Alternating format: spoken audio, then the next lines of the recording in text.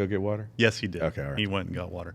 I make him do that all day. Oh, dang. It's amazing. Pretty much his job. It's just something that he's good at.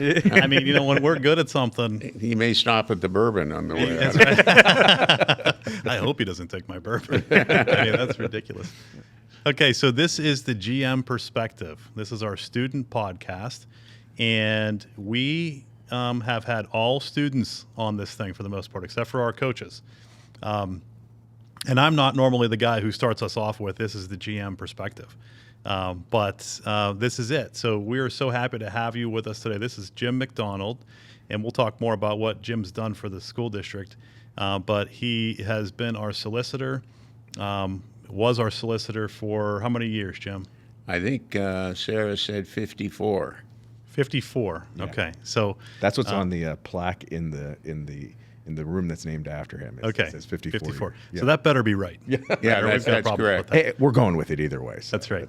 So joining us today with Jim McDonald is also Dr. Karns. Dr. Stephen Karns is our curriculum coordinator, and Dr. Matthew Lane, who is our superintendent of schools. So we're here to do the first in a series of podcasts where we're going to talk about GM history. We're going to bring people on here that are pivotal to where we are today. And Jim, it's just so appropriate that we start with you. You are the guy who was here from the very beginning of this, and we are just honored to have you be on our podcast and to help us record a little bit of General McLane history. I'm glad to be here. Yeah, so let's start it off. Tell us, I think one of our first things we want to know is how did you get involved with General McLane? And was it General McLane then?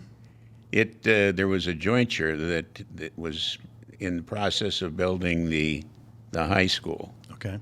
And the jointure consisted of the Edinburgh area school district and the McCain area school district.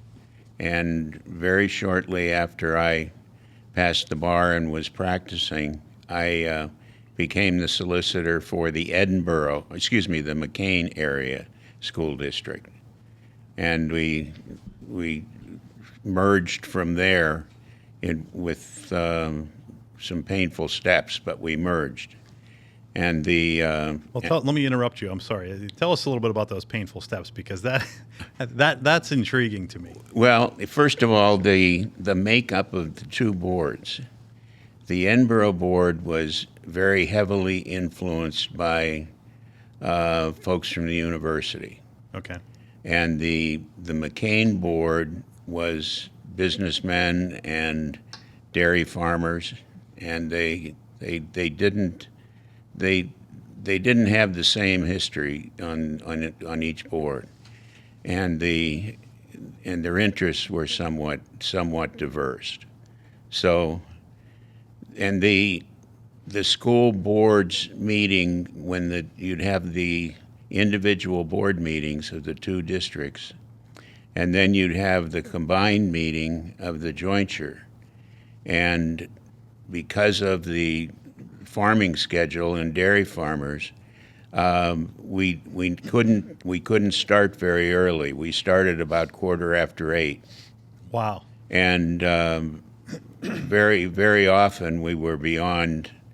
We made it to midnight, and generally it was always around 11. Everything was conducted as a committee of the whole. There were no individual committees, or if there were, they didn't function. And I don't think there were committees of the whole. And Jim Parker, who had been the superintendent, if you will, of the Edinburgh group, became the superintendent for General McLane, and followed that. That's the game that was followed. And at the end of every meeting of the jointure, he would speak and kind of wrap up everything that had gone on in the previous 30 days. Were there 9 board members for each community? Yeah. So when you did these jointure meetings, you had 18 members of the board? Right. And 2 solicitors? And 2 solicitors. Who was the other solicitor for Edinburgh? Bill Higgins. Bill Higgins. Did you guys fight for the right to become the solicitor then? We don't No. talk about that. we don't talk about it. There's a reason Jim's here today. Flex for us, Jim. We know what happened.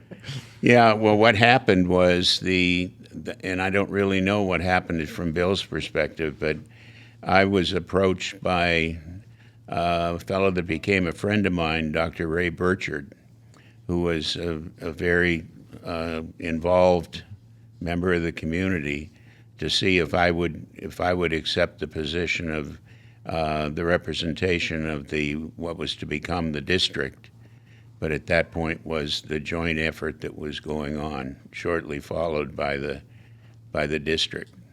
Bringing those two groups together, and not to get into the weeds of school board formation, but is there history in terms of the makeup of our board? Not many boards have our makeup in terms of geographical and at-large representation. Right. Did that have its roots in trying to bring both groups together? Absolutely. That's how the concept of districts, regions, if you will, which I think is what we call them, when the regions were developed, and that was the intention, to try to get some individual involvement and better representation of the public, because you have a district that you can become a part of. And that went well. We could find nothing in school district law that gave us the right to do that. So we decided, and the board was adamant that it wanted to have the regions. And so we petitioned the Erie County Court and had a judge who appreciated the issues, and he approved the formation of the regions. And those regions still exist. Mm-hmm. They do. Yeah. What year are we talking about here, Jim? Roughly. Well, we're talking about my involvement would have started in late 64 and 1965. Gotcha. And that's, right about that time is when the district was formed, and that also became a challenge, because the high school was named General McLane, and the board members wanted the school district to be General McLane. And there was no authority that we were able to find for having a district named after an individual as opposed to a geographic location. And here we had five municipalities that were involved in these two areas. So we didn't find anything that would allow us to do it, but we couldn't find anything that would prohibit us from doing it. It's just as good. That's right. And that was that we started off, and by gosh, we were successful in not having it challenged. And it's interesting because while I'm on that subject, there came a time about 2 years ago when the business manager needed some documentation from the formation of General McLane. And he didn't have any, and we didn't have any, because it just happened. One day it was in effect.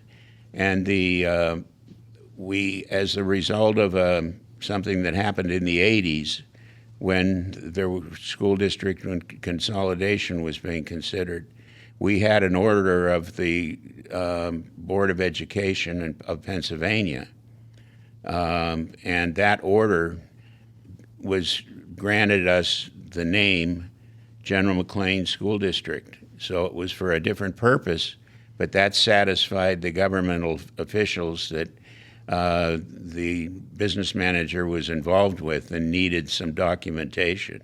But that came within the last couple of years.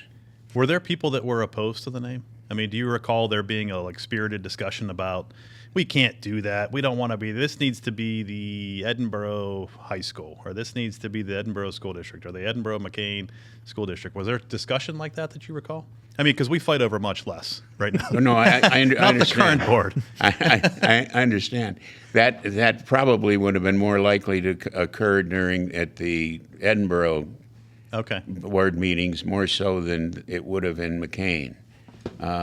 We had a good group of people in McCain, but they didn't get too involved in trying to have the district have the name McCain. And with 5, what would you come up with?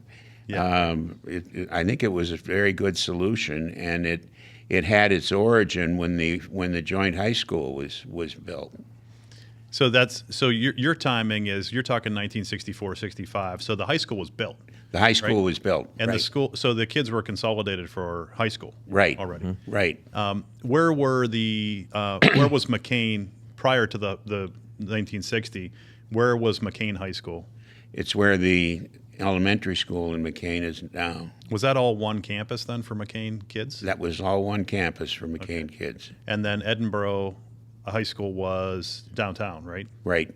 Okay. Where was it? Do you remember exactly where it was? I Downtown? don't recall that, Yeah. but I know it was downtown. I should know that offhand, but I remember seeing pictures of where that is. But it was like on the campus of Edinburgh University, or near the campus? Near the campus. Yeah. And when I said everybody was in that McCain school, that was the high school. There was a series of elementary schools that folks were still going to. One was on Wagner Road. Okay. There was a Wagner. There was one on what's now Pine Tree.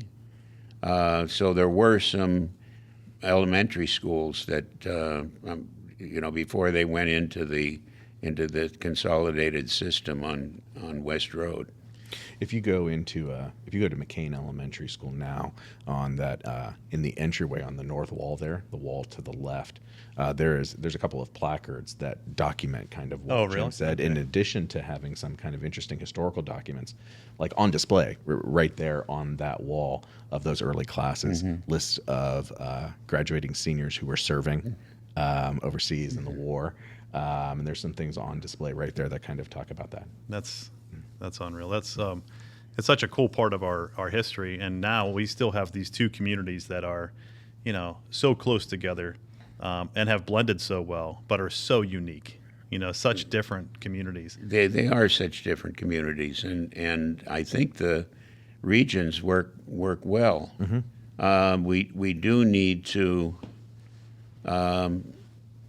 look at the population of each and try to make sure that they're, to the extent we can, are reasonable from a borderline situation, so that can be defended if we ever have to do that. Well, you go ahead. No, that's okay. I'm interested in that part of it. The consolidation part of it, obviously, and like we hear of other districts now locally that consider consolidation, and communities are in uproar. Matt and I have talked many times about the closure of schools and what that would look like if you were to try to close an elementary school, and how complicated that is, and how personal people are. How personal school is to them and to their. It's been nice working with you, Dan. Thank you for that. Yeah, I told Matt. I feel like we need a disclaimer. We are not discussing this. I'm not. That's for sure. I'm just. God. No, okay, Casey, you'll probably want to cut that. We'll edit that. Yeah. But so we saw. I was originally began in the Conneaut School District. I was at Linesville High School, and that was prior to the consolidation down there. The consolidation that we saw in the Erie School District with the high schools. Those are just a couple of things that we've seen how difficult that is. Did you get a sense of that in 1964, that was still kind of lingering, that there was any kind of issue with that? It was lingering, but they made peace. Good. Yeah, I think that the part of that would be the staffs coming together. The principals coming together. Sure. That would be interesting, especially from two really, really diverse communities. You said something about like a superintendent, but not a superintendent, referring to the McCain School District, I believe. Did they have superintendents, one for McCain and one for Edinburgh? And then when they consolidated, was there just one, or how did that work? when they consolidated, there was one. There was a fellow by the name of David P. Reno, who was the principal of the McLane School, and I think that job was filled by Jim Parker in Edinburgh. Mm-hmm. Mm-hmm. I'm more familiar with the McLane part of it at that point. You want me to continue a bit on the unification? Yeah, Please do. That sounds great. In the 1980s, there was an act called Act 150, and we all fall into the trap of saying Act 150, Act this, Act that, Act that, which really isn't the right way to do it, because there's an Act 150 every time the legislature meets. So you really need to tag a year onto the Act 150 when you talk about it, and I don't have the year right now, but it was in the mid to late 1980s. And it was, at that point in time, there was no intermediate unit system. There were county boards of school directors. And the Erie Board of School Directors was chaired by a doctor by the name of Ken Franz, and his main right hand would have been Dr. Earl Stubbe.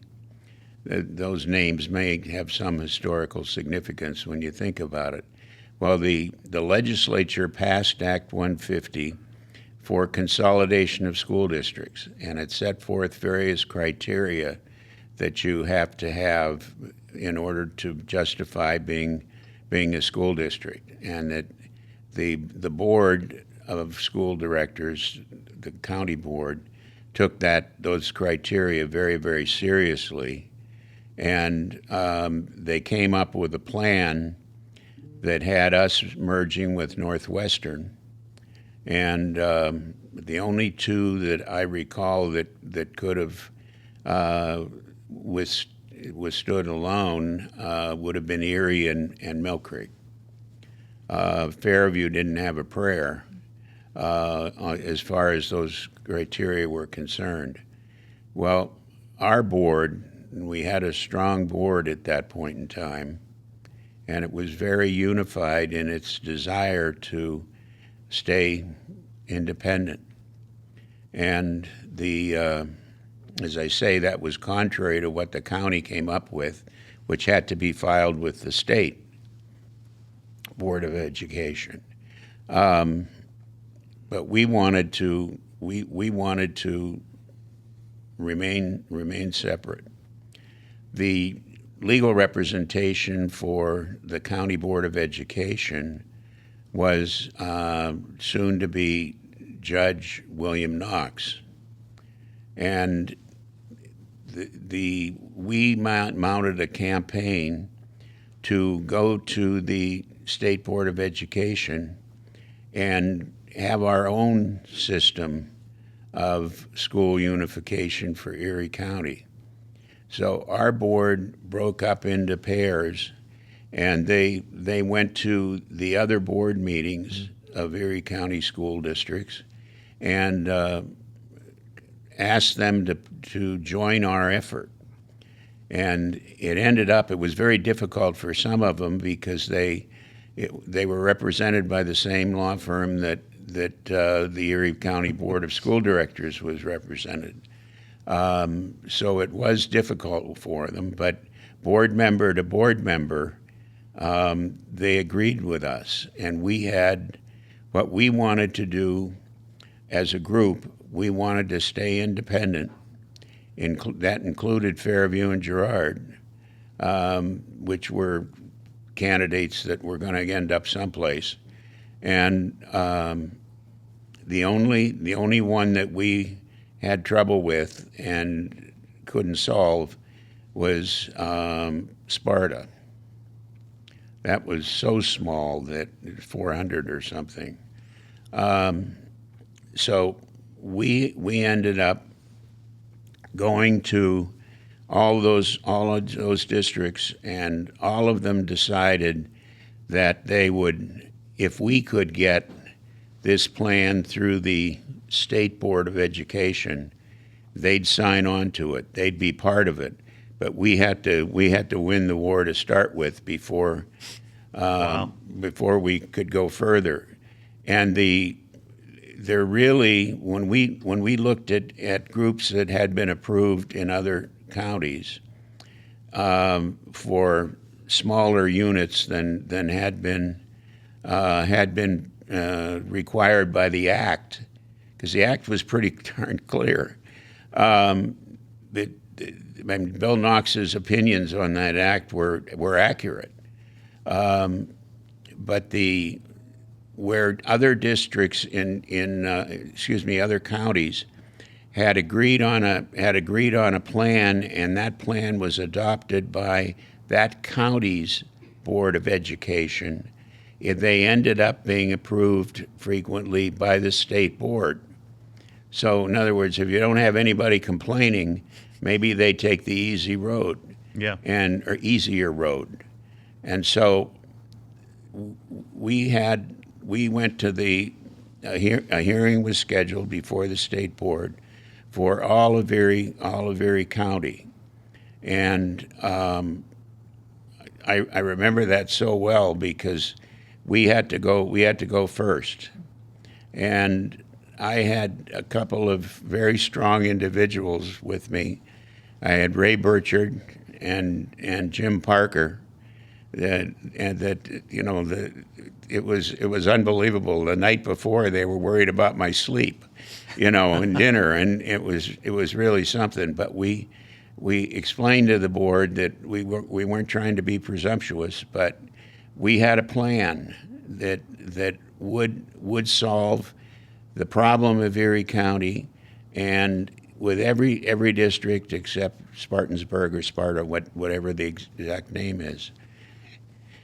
And lo and behold, we represented to the board that we believe that the rest of the school districts would sign on, and they're all represented here today. And one by one, they came up and signed on. If we could do it, we want to do it. And so they then adjourned. They adjourned that board meeting, and came back and said, "Well, we're going to proceed with the General McLane unification plan." Wow! So that would. Oh, sorry. And there was no place where that had been raised and an issue was drawn, as opposed to an approval where they all agreed. So, and the county board, after that, they then withdrew their objection if we could satisfy the requirements of the State Board of Education. And what we had done, I'm sorry to belabor this, but it was a major thing for General McLane School District.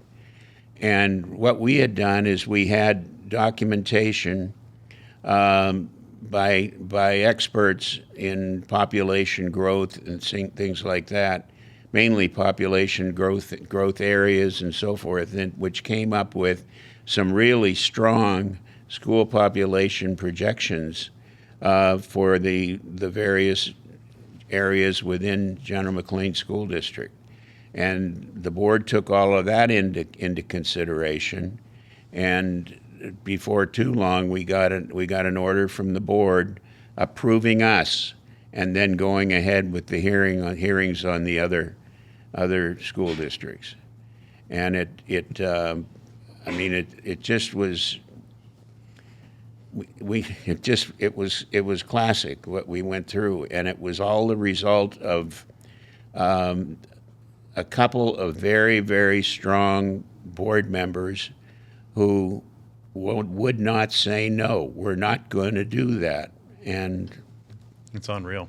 I don't think you belabored a point. I don't think you can belabor a point that talks about that establishes why Erie County looks like the way Erie County is now, right? Right. I mean, if there's 11 districts now, at that time, had this not happened, there would have been how many few? I mean, what would that consolidation have looked like?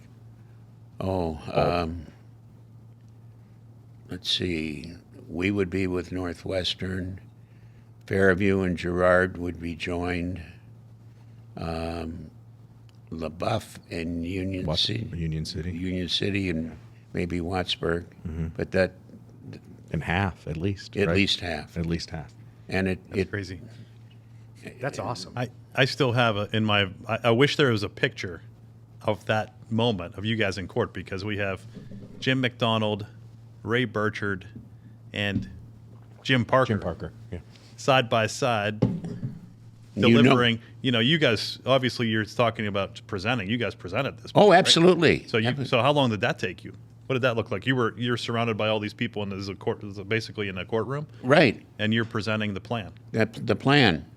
Sleepless night the night before, Yes. celebration after. Yeah. The bourbon came later. Did you tell anyone they can't handle the truth? That's where they got that. No, what I told him was that the criteria are clear in the act, and there's an obligation to follow that. But where everybody agreed, it looked like in other areas of the state, the plans slipped through and were approved by the state board, and by the county board. And if you had the county board, you got the approval of the state board. We couldn't get the county board's approval. It wasn't until the state board took the county board into a private room right after our presentation that the county board signed on. And you couldn't say that any legal advice that any of the others had was wrong. I mean, there just wasn't any way of doing it. It just is. Frequently, things go through the courts, and the state board was acting as a court, but things go through the court where there's no objection, and that becomes law. You have to have a dispute before there can be a determination. And if there's no dispute and everybody has an opportunity to be heard, it goes through. But they had to. We did not satisfy the criteria of the act. I don't think you could say that. I mean, we did because we had approval of the state board, and that. So that was clear in the act that the state board would resolve all questions that come up, and it did. Did the three of you have a sense of like the enormity of what you were doing at that point? Oh boy, we sure did. We sure did. I mean, I thought, I'm trained to follow the law, and we carved out a way of doing it that was legal and proper under the circumstances, but it still didn't satisfy the criteria of the act. Will we be getting notification in the mail that we are no longer because of this podcast? I don't. Maybe I went into too much detail. No, that's Not terrific. at all. Absolutely Excellent. not at all. Thank you. So that was, to harken back a few minutes ago, that's where the authority came from, that General McLane School District was a district legally named, because the state board, although that wasn't an issue before the board, said it. It counted. It counted. Yep. It counted, and it gave us what we needed. And Matt, you and I talked about the name General McLane School District. So, and I don't know if you've done any research on that or not, but is it still the only school district? I mean, not to put you on the spot with that, but No, we. If you go through the 500 districts, that remain in the state, you can come across. I don't know that it's the only one anymore. You might get tripped up when you see something like Commodore Perry, yeah, right. or something Yeah. like that. But that's a school, Yeah. which is not uncommon. Elizabeth Forward. Yeah, Two towns though. Is that what that is? That the Yeah. it's not Elizabeth a person. Township. Yeah, Yep. it's hyphenated. Yep. I think. Yeah, two towns. did not realize that. Yep. Yeah, so that's geographic too. Brian and I were actually just looking at this less than a month ago. That'll be the follow-up podcast. That's to this right. one. Yeah, we'll do. We'll update on it. Exactly. That's interesting. I mean, and that whole. Sure. Yeah. What's let's that? do it. Take a break and water. Yeah. We need to get you. I'm walking in front of this while we're doing a little conversation. Thanks, Casey. Thanks, Casey. I'm gonna take A gentleman and forgot a about that. scholar you are. We all started talking and he didn't get back yet. When you come back on again, I'll do the foundation Yeah. thing. It's still recording. I'm just Oh, okay. So I'll do it. I'll just do it now. Albert Gallatin, so there's at least one school district. What's that? What is it? Albert Gallatin? I was going to say, I mean, I thumbed through not thumbed, I scrolled through those those 500 just geographically on the map, and I don't know that there was one or two more other than us, but It's pretty amazing for Yeah. that time too. right. You know, I mean, not that I don't know. I guess it's not necessarily relevant to time, but it's pretty unique thinking. You know, it just feels like the whole thing was pretty. You can get into. I've been amazed over the years, just participating in board members as an audience, or participating in board meetings as an audience member, at how passionate people get about certain issues, and you know how right they are, you know, Right. about it in the and long term when we think back about, like, man, that person held their ground on this, and they had such great perspective, you know. And I feel like we've had that. You know, you mentioned what our board looked like in the past, and I remember when I first came on as an assistant principal, and having representation still that was very closely tied to land. You know, having Dee Dee Kushner on there at that time, you know, representing walkers, and having, you know, Jim Buxby from McCain. And those people then, I remember many times as a young administrator, I remember one time in particular where Jim Buxby, after a meeting, pulled me aside and said, young man, it's nothing personal. I like you. I just didn't like your idea. And I thought, okay, you know, and so you had a lot of that, like, thinking. And I think, I mean, our board obviously is still terrific at that, but it's sometimes we hear a rejection, or we hear a different perspective. And I think our board's always been really good at doing that. You know, having an idea and that long term you look back and say, like, wow, that was the right way to go. Did you feel that way about the board back then? Yes, I felt it was the right way to go, and there were so many really good reasons to take the steps that we took. I mean, from the board consolidation right down the line, and when you get a group like that is well led by the officers of the board, and you know, there's no stopping them. There just isn't any stopping them. They want to fight till the last day. And that board was unified then too. It was very unified, and that's one of the reasons it was unified, you know, because they had something to pull them together, and that in conjunction with the regions, I think really cemented the relationship, because they're vastly different, and you know, we've had some great representation from board members that came from the university, but there was also a faction of folks that weren't affiliated with the university that had some resentment about it being taken over by Edinburgh, and they were satisfied with the regions, and we still kept getting people to come in from those particular regions. Do you remember that transition from 18 to 9?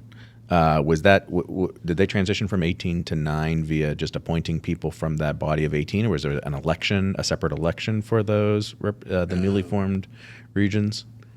No, they came from the. I don't think we had the regions then. That came after the. Oh, okay. But they did come. The board was made up of designees from the Sure. two. Okay. But they did have a meeting of everybody on occasion. Okay. You know. I want to come back, and I think we can get back to. I definitely want to get back to the history of this, but I also want to know. I'm just picturing just having passed the bar attorney Jim McDonald showing up on the scene here. You were pretty green at that moment.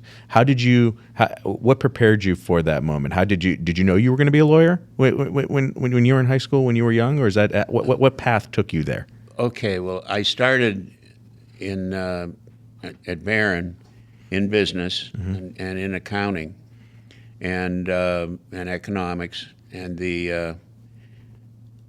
as time went on, I made the decision that I didn't really like what was going to happen here if I ended up on an audit and I'm stuck in a back room somewhere trying to make figures add up, and that there's got to be more to life than that. And so I branched out my thinking, especially in my later years of college. I maintained the accounting and economics, but I decided to go to law school, and that decision was made in 1964. The time I graduated from Penn State. Where'd you go to law school? I went to law school at Dickinson. Man, and that It's now part of Penn State, but okay. Dickinson Law School is still a separate facility in Carlisle, Pennsylvania. Mm-hmm. I can't imagine. I mean, even still, I think I was an English teacher. Matt was an English teacher. At some point in college, law becomes something that's in your mind. You know, like I thought, like, do I want to do that? I can't imagine taking the bar exam. And I see what I mean, your recall now is better than my recall. From last week. Today. What was that like? I mean, what's it like to take the bar exam? How did you prepare for that? We went to cram school, and it's a privately run organization, and the school was going on in Philadelphia, and it was piped into Pittsburgh. We didn't have it in Erie, so we went. I think it was it might have been 12 weeks. I'm not sure, but it was pretty long and pretty intense. Jeez. And then we took the bar exam, and if the folks that didn't make it the first time took it again, and may have gone to cram school again. I'm not really sure, but they stuffed us full of a lot of minutia that some would say didn't have anything to do with the practice of law. And then in those days, you had a requirement of a 6-month preceptorship, where you call it an internship in any other profession, where you had to work with a seasoned member of the bar for that 6-month period before you could take the bar exam. And then and a lot of people would work with a preceptor while they were in law school during the summers and so forth, and get that out of the way. I didn't do it until after I had graduated, because when I was in school, I was too busy fulfilling my responsibilities at the Erie Brewing Company, where I was employed for I don't know 4 or 5 years. You were actually employed there. Yes. 'Cause that was actually, it sounded like a pretty good joke. That's No, that was. you were just busy with beer. I was employed there. And it wasn't just for the employee discount. No, it wasn't. Well, this probably shouldn't digress into this, but I had a salary that I got, and it stayed the same the whole year in, year out while I was in school. And when I was at Penn State, we had an arrangement. Erie Brewing had the best facility that you could have They were handmade boxes that they put ice in, and then you have the spigot and so forth. And those boxes were loved by fraternities at Penn State.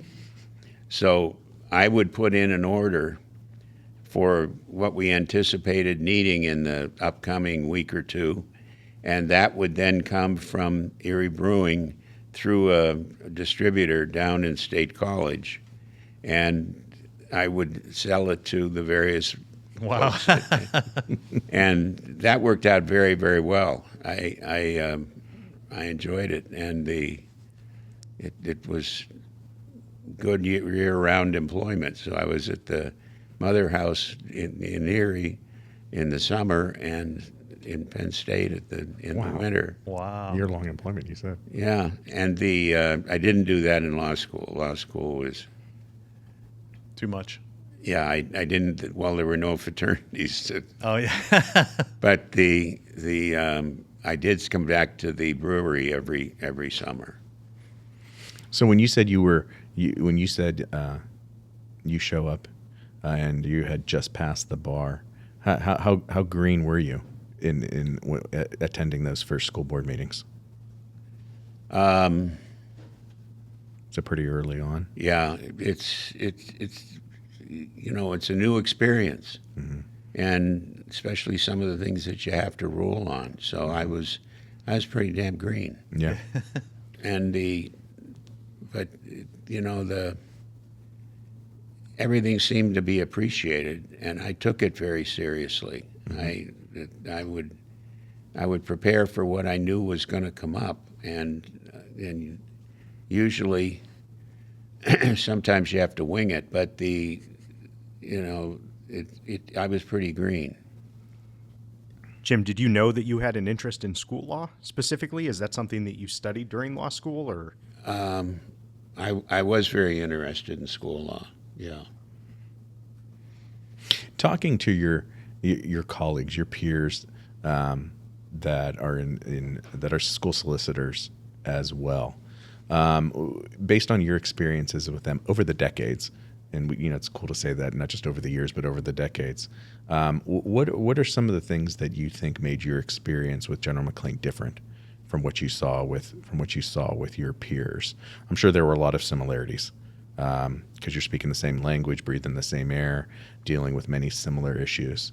Are there any things are there any attitudes, perceptions, lenses that were particular to GM, do you think? The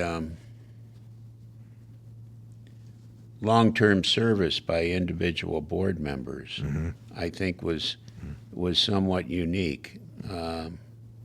We've had a lot of folks that hung around for quite a while.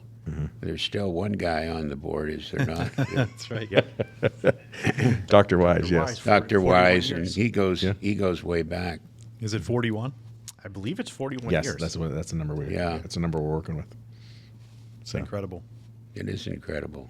yeah, where do you think that? Why do you think that is? Why do you think there's a sense of commitment over time here? And that's just an opinion, and but it is a little bit different, right? You don't see people serving for multiple decades.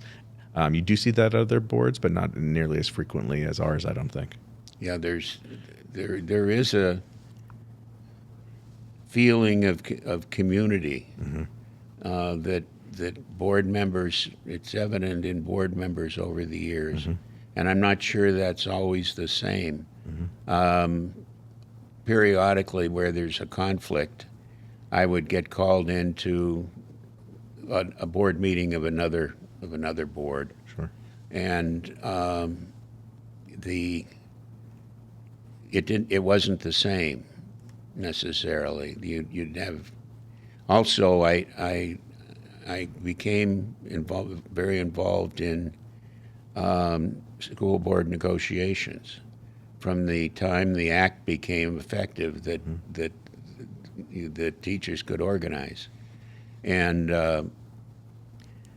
I went through an IU strike, a Fairview strike, and I wasn't proud of strikes, but we you really get to know that board and how it thinks when you're meeting with either part or the whole board before you go into a serious negotiation session, especially in a time when there might be a threat of a strike.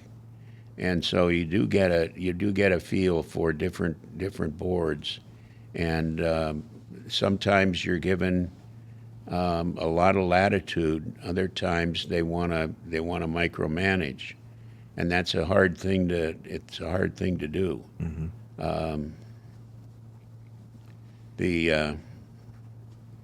And you usually in negotiations have somebody from the administration that is with you. I know at Fairview there was a fellow that was with me, and he had been in the union on the other side before he was promoted to a principalship, and we worked together very well. And then, unfortunately, he was, after everything was over, in about a year he was demoted, and he went back into leading the union. So, Oh, wow. and that's when I refused to go along with that. So let's back up even further. Where did you go to high school? Academy. I graduated from Academy. So you've been in the Erie area your whole life. I've been in the Erie area for my whole life, yeah. And I went to prep for a while before Academy. Okay. And at that point, I graduated in 1957 from high school, so there really wasn't a General McLane. So you went to prep, then you went to Academy, graduated Right. from Academy. If it was the opposite, we wouldn't have been able to have you on this program. Well, that's true. Yeah. So what was the name of the firm that you were hired by? Curtsey, Gent, and McCullough. So over time, how's that work in law? You became a partner and then eventually or did you guys branch off? Or Well, my preceptor was Alvin Curtsey, so I started there. And then that firm merged into the Quinn firm. And, I was a partner at Quinn for 20 years, odd years, something like that. And then we formed the McDonald Group. So did General McLane have a connection with you as solicitor personally, or with your firm who appoints a solicitor? What type of connection do you mean? I mean, how did you end up being the guy all the way through? Did we go with Knox and then we went with McDonald Illig in order to have you as solicitor? You followed me. Okay, Okay. good. So I was very fortunate in that regard. Oh, so are we. it sounds like we were too. Yeah. So real quickly, this podcast is presented by the General McLane Foundation, who donated all of this wonderful equipment to us. In particular, it's the Gerald Aggers Fund that provided this, and we will continue to go back to the foundation for more. Steve is a member of the foundation now, and they have been so willing to give, right? I mean, and Willing to give and excited to see that the way that it's impacting student learning and educational experiences. It's a great group of people. yeah, really, and this, I mean, all of this kind of has become what we see here in a very short amount of time. And that funding has made it special. I think having this set up is so cool, but this is from the foundation. So a good shout out for that. May I, I'm sorry. I don't know. Casey's trying to tell me something. Go ahead, Casey, speak. Ms. Becky for the painting. Oh yeah, of course. And Courtney Benke works in the office, and Courtney does everything. So we'll not surprise people to know that she did all the painting back here and painted this bookshelf. Came in on her own time, literally on a weekend. Came in here. I talked to her on Monday. I said, "How was your weekend?" She's like, "Great. I got the bookshelf painted. I got the back wall painted." I was like, "This weekend?" Like, yeah, I just came in. So above and beyond. So thank you, Courtney, as well. So back to the story of General McLane, the original time period.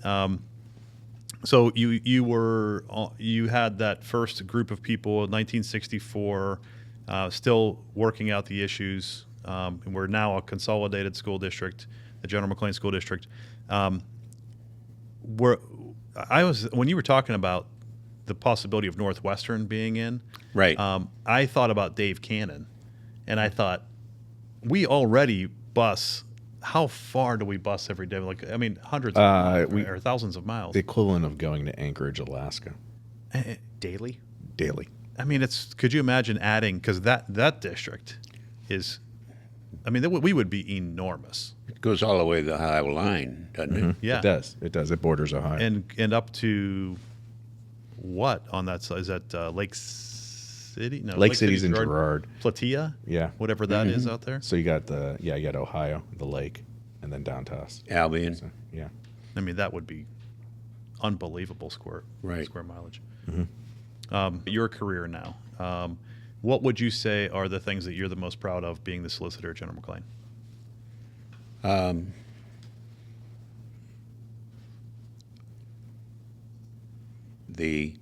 That I'm very proud of, then, because the solicitor's appointments occur every year, usually in May or June, somewhere around in there. And on one occasion, there were two ladies who voted against me.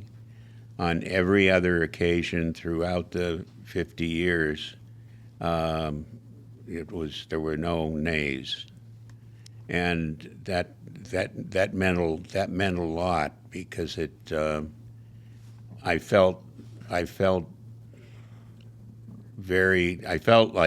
what I had to say when it was appropriate was appreciated, and you know, I'm very, very proud of that, and I'm extremely proud of the conference room name. That has meant a lot. You know, people are in a career for, you know, whatever, 20 years, 25 years, and it feels like forever. You know, it's been such a long time, especially in education. We think about people in education that are in the same places for whole careers, 30 years, whatever it ends up being. 40, what did we say the final total is? 54. 54 years as the solicitor at General McLane. And you got 2 no votes? 2. 2 no votes. How long did it take you to get 2 no votes, Matt? Like maybe 45 minutes into the first meeting. Yeah, I was going to say, the first time I presented something, I think I got a couple. I don't know if you've already even passed. Yeah. So, I mean, obviously that speaks to how well how well respected you are. You do have those 2 names written somewhere, right? Those 2. But you know, we obviously appreciate so much having that consistency through the years. It's just an unbelievable accomplishment. I mean, Yeah, they it's so never good voted for us. that way again. Is that right? There it is. I figured that. A recent example of having somebody that served that long, you had a historical perspective of many things that came up with the board, which I know was helpful on a number of occasions, whether it was like the well that exists across the street and how that it works between the district and the house that's over there, but just having that historical perspective was always a benefit, I think, to the board and also to the district. Also, in the negotiations that we handled for General McLane, there was a historical perspective with a lot of provisions of the contract that I remember why it was put in there and who, when it occurred and who wanted what, and it just, when I would meet with the board and the superintendent and figure out where we were going to emphasize our efforts in negotiations, that was extremely helpful. Even our most recent collective bargaining agreement and negotiations, Brian Cressman's functioning as our day-to-day solicitor now and does a tremendous job. But as with any contract, in any contract, you look at it, and there's things that are in there, obviously, because of school code and requirements, and then there are always things in that they're like, where did what happened? That created that language, because there's always a thing to explain where it came from. And Jim was really really kind and generous and helpful in providing some of that context, just the historical context I think Dr. Karns was talking about in terms of why things are the way they are, or why something is worded in a particular way, that we're incredibly grateful for, and really lucky to have. We're also lucky that we had long tenures of superintendents, people that have been here for a long time. That's helped with the consistency. That's very true. We had a board that's been here for a long time. Members of the board, we have a solicitor. We've had also the superintendents. So I'm going to say some superintendent names, and I want you to tell me some things about them, what it was like working with them. Okay. So let's go right in the beginning. Jim Parker, what was it like working with Jim Parker? Jim was he followed advice, but he basically the things he didn't want any advice on never came up. He handled, and Jim had a way of talking lengthy in lengthy segments, and we got along very well. But I'm not sure that it was always exactly the way I would have suggested, but We got it done. we got it done. How about Therese Walter? Therese, God love her. I 20 how many years? Yeah, it was what, 1980 God, we should know that number. Yeah, I don't know. something to, yeah, It a was lot. it was 20 in some the years, 2004 somewhere in there. Yeah, it was 20 some years, Yeah. and she did follow advice, and she argued about it frequently, and as well she should, but she was a real pleasure to work with, and there was a consistency there that she never had a contract. Unreal. She never had a contract. And How- you think, hold on a second. How did that work? So she just had I guess I'm Like an confused. agreement? No, there was no. I mean, they voted on her salary and so forth, and that was it. She didn't have. Interesting. There was no. no, that's great. She didn't feel there was any need for it. Talking and- about like confidence, Yeah, in what you're yeah. doing and having support. It's an extremely long tenure for a superintendent. I mean, I think the average tenure now is three years. I think it's 2.9. 2.9 years. my and she did it gosh. for over 20. I mean, that's unbelievable. Yeah. Right. Yeah, I worked here with her as an administrator. So I was as a teacher, and she had such a presence, and I feel like thinking back on that now, how rare was it too to have a woman as a superintendent of schools in the 1980s? I think it was very unusual. Yeah, I can't really think of any other. And she had an interesting background because she was a nun, a Benedictine. Was she a Benedictine? I think. Yep. And she always referred to that time as my first husband. Really? Yeah. But it affected her outlook. I mean, she was very stalwart in what she wanted, and she was when disasters occurred, like the shooting Yep. at a school function. I mean, she handled that with grace and dignity and stamina, and really just I can remember being with her when there were news programs that she was out and talking to the news, and she was masterful in that. There's not a lot of school districts that can have something like that occur and then rebound as quickly as General McLane did. That's- I mean, when you think about the time, that was 1998, and I got here in '99, and when I got here in '99 as a teacher, there wasn't a whole heck of a lot of talk about that. There was still a little bit of a media presence occasionally, just like beginning of school, that kind of thing to check in. But it was handled so well. I think the way that they brought the community together, and having met with Rick Scaletta after that and talking with him about how that went down, obviously a really, really difficult and terrible time in so many ways for so many people. But it felt like we were able to move past it and not let it define us. Right. And everyone you talk to attributes that to her. Yeah. One time I was teaching, and I'm in my classroom. I was right down here in the 300 hallway, and I did the yearbook. And Therese was not the kind of superintendent that, we'll talk about Alan Karns here in a second, but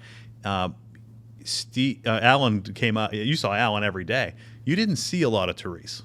She wasn't in the hallway. She was not visible out, in classrooms and observing and doing things like that. She ran the ship, and it was like, you will see the leader when you see the leader. And so I was teaching, and I'm teaching an English class, and I hear the knock on my door, and I'm go over and answer my door, and the superintendent's standing there in my doorway, and I was like, oh man, let me get my things. Just give me a minute. I'm sure I'll be out of your way.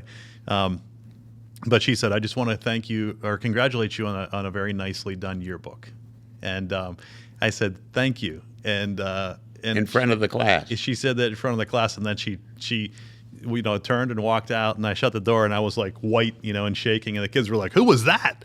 I was like, that was our superintendent, I think. Well, look how meaningful that was to you, because there was an audience there. Right. When you were getting complimented, and that had to mean a lot. Yeah, it did, and I think you heard that from a lot of people then. It was kind of her style. She ran a tight ship, but it was her way, and she did it right. So, so we go to Alan Karns. Right. And I just mentioned Alan. What was it like working with Alan? Well, Alan is Alan. There's only one. And he had an excellent handle on everything, and he would get advice, and sometimes he'd choose to follow it. And there were times that he didn't, and then he'd explain why.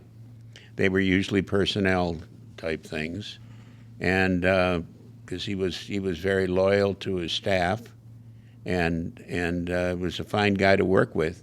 The only problem I had, he wasn't around long enough. Exactly. His tenure was, 5 years? Yep. Mm-hmm. But he announced it was going to be 5 when he went in, did he not? I believe that's the case. Yeah, but he's a good friend and a fine guy, and he was. You talk about 5 years, though, of change and 5 years of impact. Right. With him. He likes to claim credit for the state championships. Oh, yeah, he won I think them. that was the first year that he came in, and of course that was his doing. Exactly. It was the next Pitcher of record fall. for sure. Yes, it was the next for sure, pitcher of record. But so many changes quickly with him here. He came in and you could just see his perspective right away, and what he wanted to do in those 5 years, and he did it. Yeah, that's right. We had the new turf. We had the new basketball court. We had, all those things were like, okay, these are going to be meaningful things. These are projects that we're going to take on. He got the board that, I think at that time too, that school board was the same school board that had been in place. We talk about the longevity of them. They've been there for a long time. Moving that group of people from grass to turf, I can't imagine. No, that's right.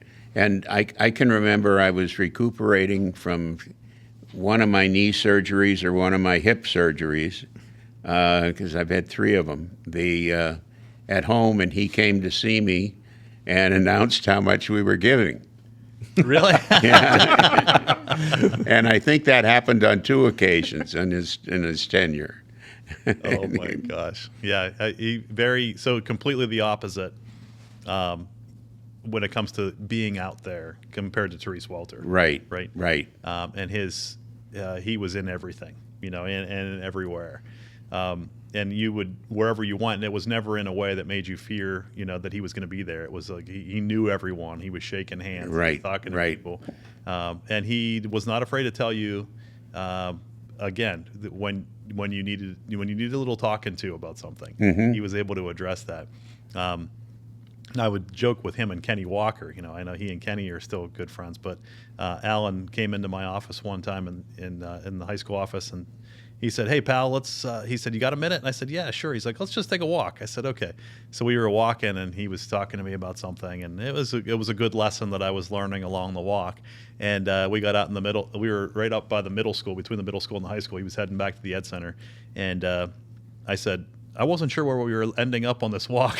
If you were taking me to my car. He said, "Nope, you're good." He said, "It was close. It was close." He said, "Well, we made the right turn, though, eventually."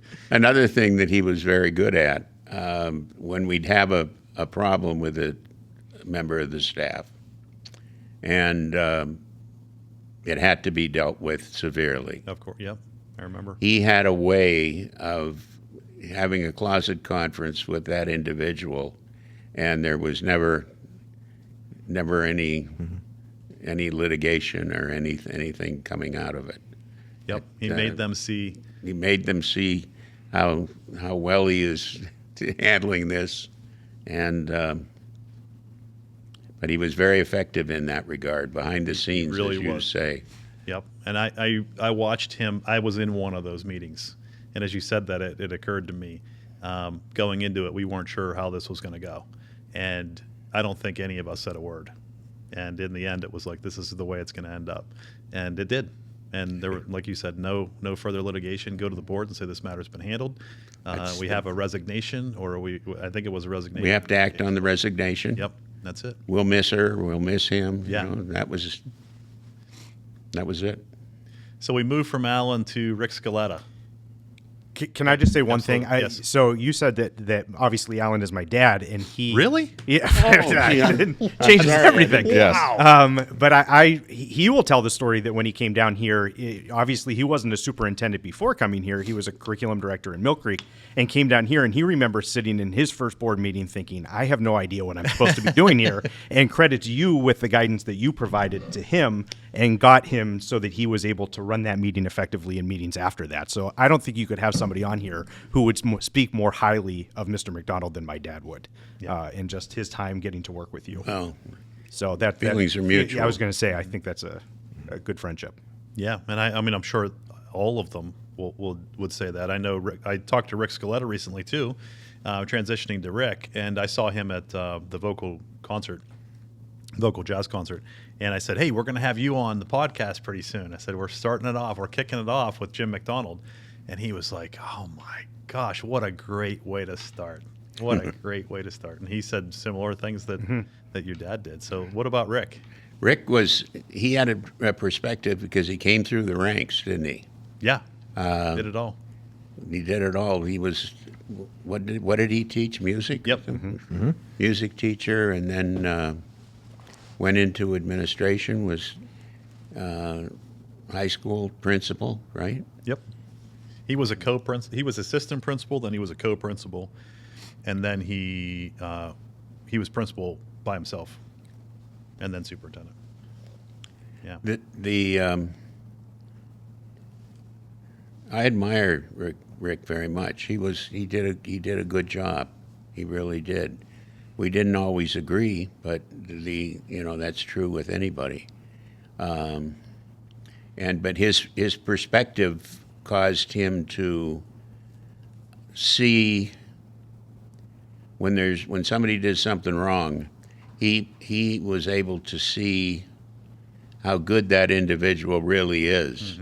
And so sometimes there was not full agreement on how something should be handled, and sometimes that caused some board dissension too. But it would always, to me, it always related to his long history of dealing with the senior members of the staff, and he was very good in that regard. And he also became very involved in negotiating contracts and tried his best to come up with a contract before it got to be formal negotiations. And I admire Rick a lot. I'm not sure. Rick handled the separation of church and state as he needed to, but that was an area where there could have been tension that he avoided. Yeah. And you're aware of that, obviously. Yep. No, he was the man for the time. He really was. Yeah, and Underappreciated at times. for sure. He was kind of, when you think about the Therese Walter, Alan Karns models, Rick kind of fell more toward the Therese model, Correct. Right. of being, he wasn't going to be the guy out, he was certainly out and about and much more visible than Therese. But when it came to law, when it came to policy, Rick was very driven by that. But at the same time, he was a passionate defender of kids. Right. And you saw that a lot. We would, I've been fortunate to work with great superintendents, and they've all been really good at this. Matt, especially good as well, at handling kids in situations of crisis. Expulsion hearings. We get this like intimate look at a superintendent's perspective with a kid and how they're going to handle it and what they're going to do.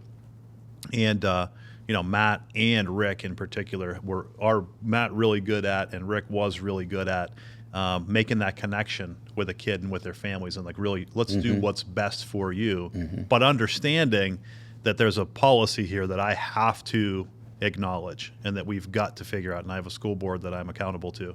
That's always a delicate balance. I thought Rick did that really well over the years, and like you said, fierce defender of staff as well. Right. He worked with that staff that he had for a really, really long time, and I was his assistant for a few years. So there were things that I'd come into his office and say, "Hey, we should probably take a look at this," and he would say, "I'm handling that. I'm handling that person." And it was always real passionate about a person's where they were, what they were working on, what they needed, personally. And he functioned that way as a superintendent as well. I agree. He did a fine job. He also, the pandemic time. You're right. You're right.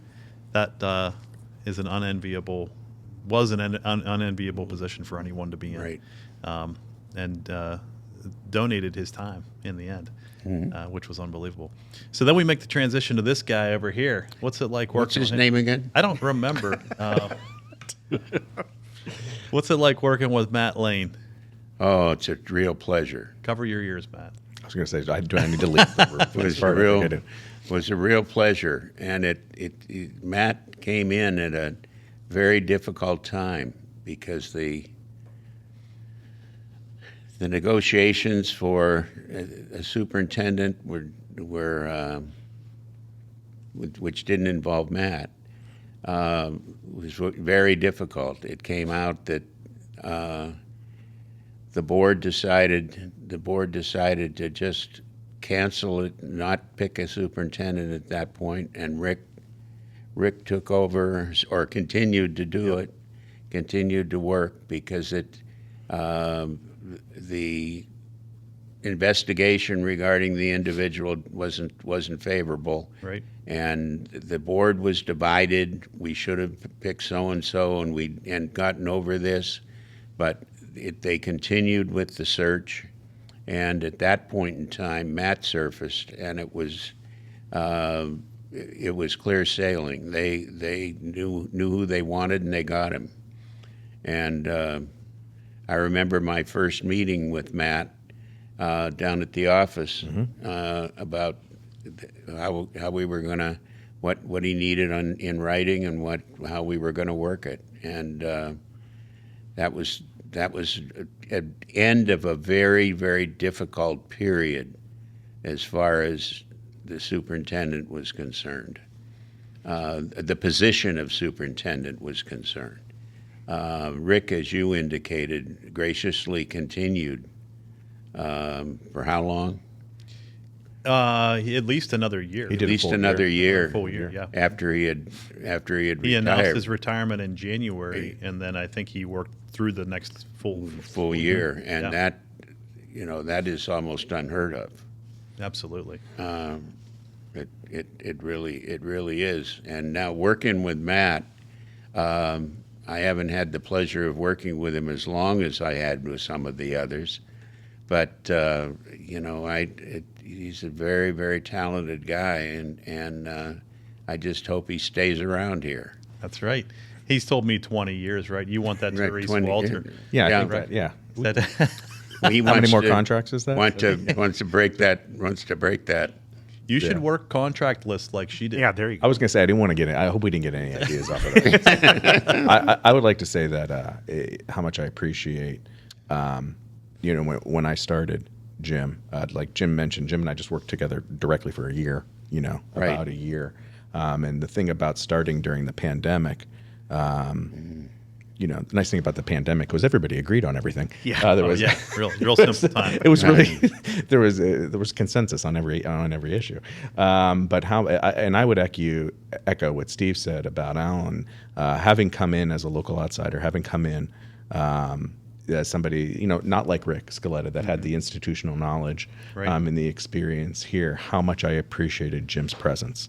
Both personally and professionally during that time. Kind of walking, I had I didn't know that story, Steve, until you shared it about the first board meeting. I had that exact same experience, and I was literally shepherded through it by Jim. So I think that's just what you do in the role that you have, and you make us feel comfortable, you make us feel supported, and you make us feel like the things that we're going to do come from a place of reason and caring.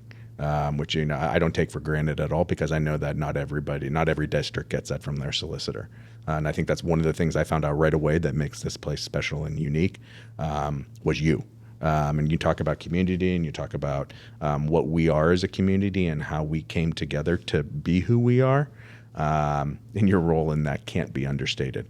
And I think that's for us as a district and for me personally too. So I'm appreciative of that. Well, thank you. Thank you. I loved every minute. Some of them were tense, not with you, but Yeah. Over the years, it was a real great relationship. And Matt, Oh, sorry. it's been so good working with Matt. And I'm sorry it wasn't longer. No, and that's why I still enjoy talking to you and seeing you and doing things like this. Right. If I inherited this, I feel like this is like something out of like National Treasure or something like that. But in my office against the wall, heading toward the business office, there's a file cabinet that has all of Jim's major decisions in writing. Wow. That has been at least the ones that Rick and I think Teresa have passed down to me. So if anything ever happens to me, leave me and get the file. Oh, for sure. We would definitely do that. Yeah. Yeah, right. Yeah. So yeah, that's having that piece of history in there every day is just a good reminder of kind of like the role Jim had in making us who we are today. Absolutely. I mean, and like you said about Rick, I think we could say about everyone in the history of General McLane that it's been right place, right time. Matt, certainly right guy for the job. You talked about the difficulties that we went through at that time and how Matt surfaced and how, we've just hit the ground running with him. And if we go back to the very beginning, you were the guy through all of these. You were the consistent piece from the very beginning until very recently. And you got to see all those changes that were occurring and the tragedy that occurred and the rebound from that and the changes on the board and I remember watching you at board meetings and just waiting for your response when there was a critical situation occurring, and I always feel superintendents glancing at you and looking for that response, and it was always amazing. That I was like, how the heck did he know that? Or maybe you didn't. Maybe you were just making it. Anyway, we'll be wrapping up here. But Jim, what do you think? Any other things you want to share that you didn't get a chance to share with us today? Just one thing that we used to do, and I'm sure you do it now with Brian probably, but when new board members would come aboard, somehow I got asked to do a spiel that started off with, you got to leave your hat, a political hat, at the door, and so forth, and you're only one of 9, and you can't, and confidentiality, and hit all these things, and I always enjoyed that, and found the new board members to be very receptive, and it was good, because they do need some cautionary instructions when they come aboard on a board. Mm-hmm. Yeah, I think we've been very fortunate that way too. I mean, we've had Right. there's always some sort of rumor when there's a new board member coming on, and about what maybe their focus would be. And in my time, I haven't seen that. I've seen a board that's been able to work together, and like you said, leave their hat at the door, and come in, and that probably has a lot to do with you being there, with the superintendents that we've had that have been there, and they see that, look, this is going to be difficult for me to make this about me. This is about Right. them, Right. about us. Because frequently there is a problem or something that a board member doesn't like, that causes him or her to want to get on the board, and exactly. you gotta drop that, and look at everything fresh, and that's hard to do. It really is. It's a good lesson.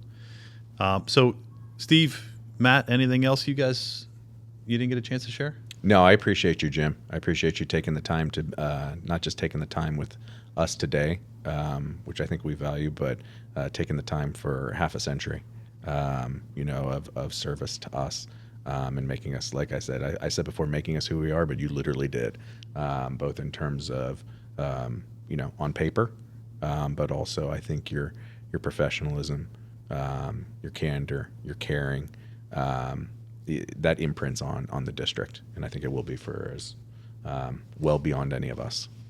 Well said. Thank you.